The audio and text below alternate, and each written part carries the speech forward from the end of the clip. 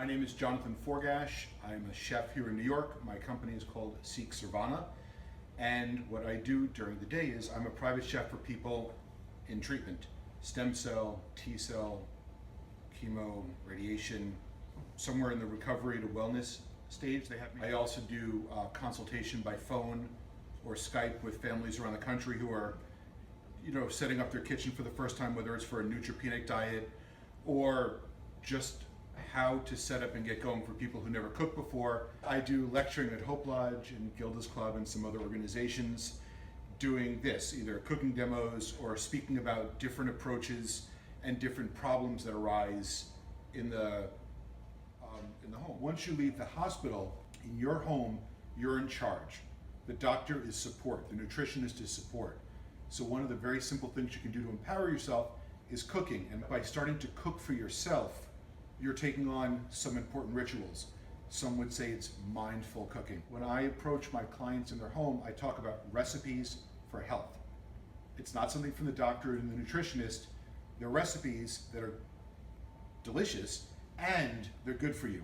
So I come at it through the culinary side rather than the nutritionist side. And personally, I think a chef-driven recipe is going to be more delicious than I used to be in the film business. I catered TV and film and fashion all over New York. I had an executive producer that I worked with for a couple of years, called me out of the blue that he had stage 4 lymphoma. He was coming out of the hospital with a stem cell transplant and he was going to be quarantined for the first 100 days at home. Would I be his chef? And I said no, because what do I know about cancer and cooking for that? I cook home cooked meals from around the world to give the cast and crew a break in the middle of the day. And he said, that's exactly what I want. I think home cooked food, like my mother cooked for me, might actually get me to eat. And so I started cooking for people based on this idea of what I call food with emotional content, meaning cooking whatever it is that your family cooks for someone when they're sick, or they're not well, or they're depressed or sad. What is that dish? I bet you can taste it if you thought about it. You can smell it. You could picture your grandma serving you that dish. These dishes have more of an effect on you than just feeding you. Food with emotional content, food with sense memory. Food, taste, and smell are very, very powerful memories. This is the approach, and this is what I teach. And there's a cookbook author in California. Her name is Rebecca Katz. She's invented an idea called FASS, F-A-S-S. It's for fat, acid, salty, sweet. Right now, you're in treatment with chemo? Chemo and radiation. Yeah, and guess what? That's affecting him. Everything tastes flat. So it works like this. John complains that the tomato soup tastes flat like cardboard.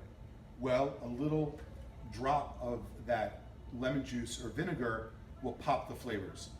It tastes flat and boring, a touch of salt with that. Jonathan, this tomato soup is so acidic it's burning my mouth. I have sores from the chemo.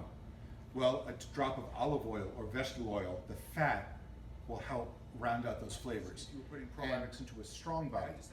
So prebiotics is this very simple idea of strengthening your stomach, your gut, your body.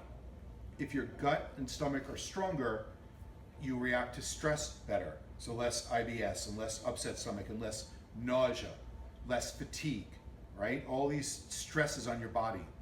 So what are prebiotics? Bananas are wonderful for prebiotics. Leeks, asparagus, garlic, scallion, chive. So there's a way to strengthen your body just by eating really good food. One of the biggest questions I get is, I don't know what to do. My wife, husband, mother, father, I'm taking care of them for the first time. I am now the parent and I'm cooking for them and I'm making all of his or her favorite foods and they hate me and they're not eating it no matter how much I make, no matter what I try, no one's eating. The reason is it's not your cooking, it's them. They're in treatment, chemo, radiation, depression, right? The surgery itself or whatever it is. It's affecting their appetite and their taste. Because you're in such a close relationship with whoever you're taking care of and you're trying so hard, sometimes you can't see it. So I'm telling you in advance, if this arises in any way, shape, or form, It's not you. I was at a conference about 2 years ago, and then the nurse practitioner in charge said, we're starting to realize that caregivers are experiencing stress, trauma, and emotional upset in the home. They are just realizing that this is an issue. I know you all already know this. So for you caregivers, please take care of yourself. The number one reason, given that the caregiver does not take care of themselves, is guilt. How can you take a break? How can you go for a walk? How can you go to the movies if the person you love is home sick dealing with cancer? You're the caregiver, you're taking care of your husband and your job and maybe your children and maybe some more of the bills and maybe more of the shopping and maybe everything. So if you don't take care of yourself, how can you take care of your loved one? And that might be falling on deaf ears right now, but maybe tomorrow afternoon, this might help. You are not alone. There's a lot of groups out there, and I bet you that